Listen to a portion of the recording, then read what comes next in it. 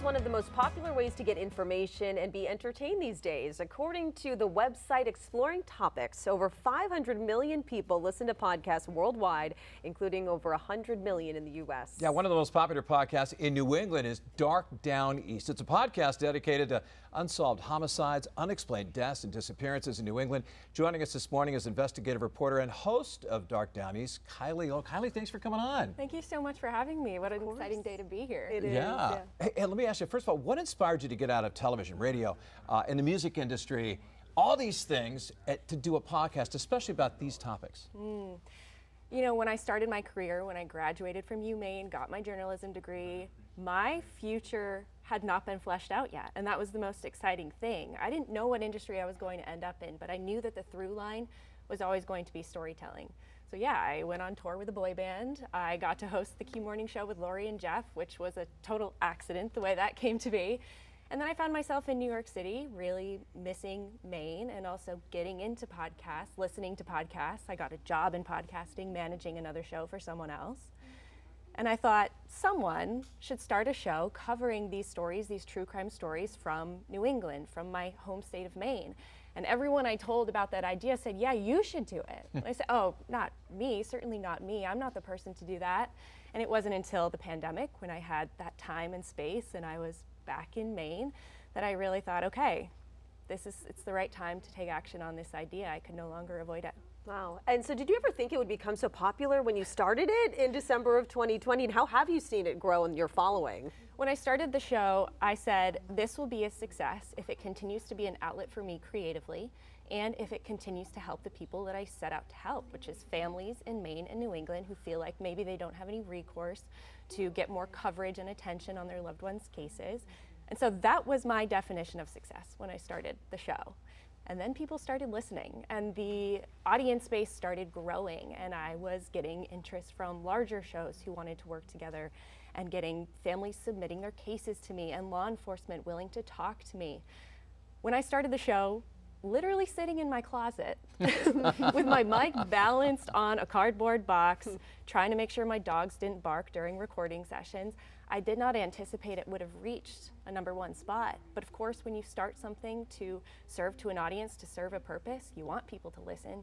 So I feel so lucky that I'm sitting here, and something that I took action on, I bet on myself, and I made happen, has now turned into something so much bigger. What's your work day and your work week like doing this? Is it always different? Yeah. Is there a method? I think a lot of people are surprised to hear that some of the cases that are coming out now on Dark Downeast, I may have started working on last summer. You know, I'm talking to 2 journalists here. You know that sometimes getting records, getting interviews, getting those sources on the record can take a long time. So some of my days are strict reporting days where I'm following up on those email chains, or I'm making many, many phone calls trying to get those records requests filled. And then there are days where I'm sitting in a 3x3 dark padded box in my closet recording interviews or recording the show. And then I'm so lucky to have partnered with and joined the Audio Check Network last year.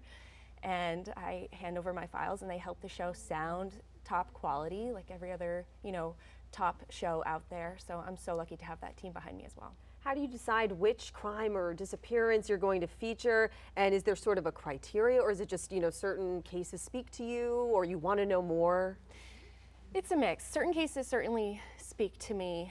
And now with the size of the platform, getting millions of downloads every month, I am getting a lot more outreach from families.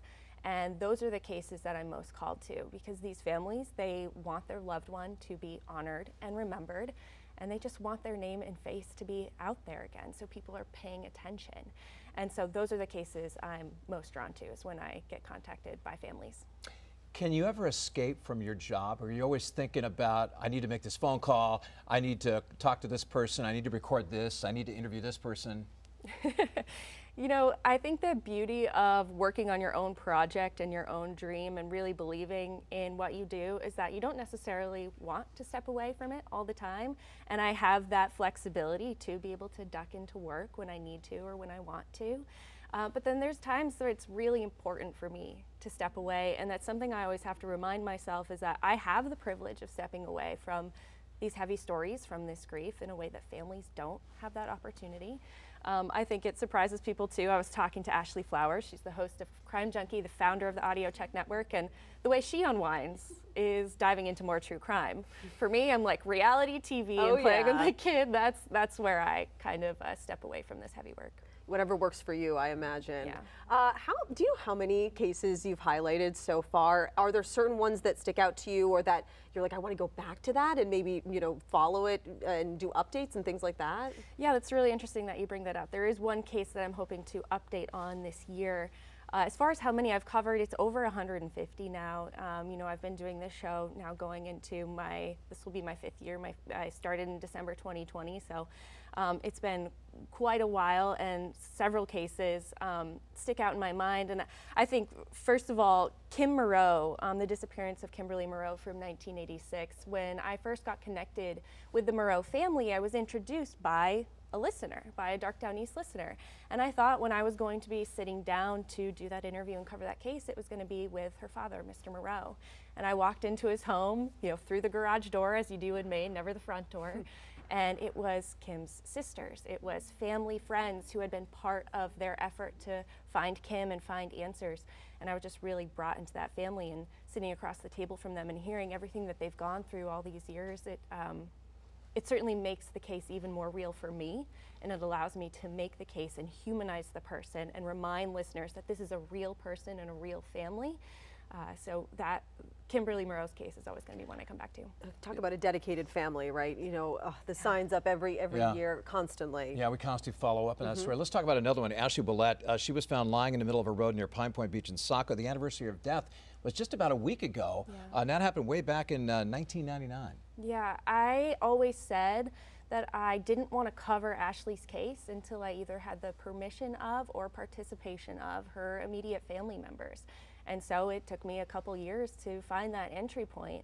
And I was lucky enough to sit down with Ashley's younger sister, Lindsay, and her mother, Lisa. And having that opportunity to hear the story from their firsthand perspective. And Lindsay had never really gotten the opportunity to tell her part of the story and how it felt to be a younger sister losing your hero, and not too many years later losing her father as well.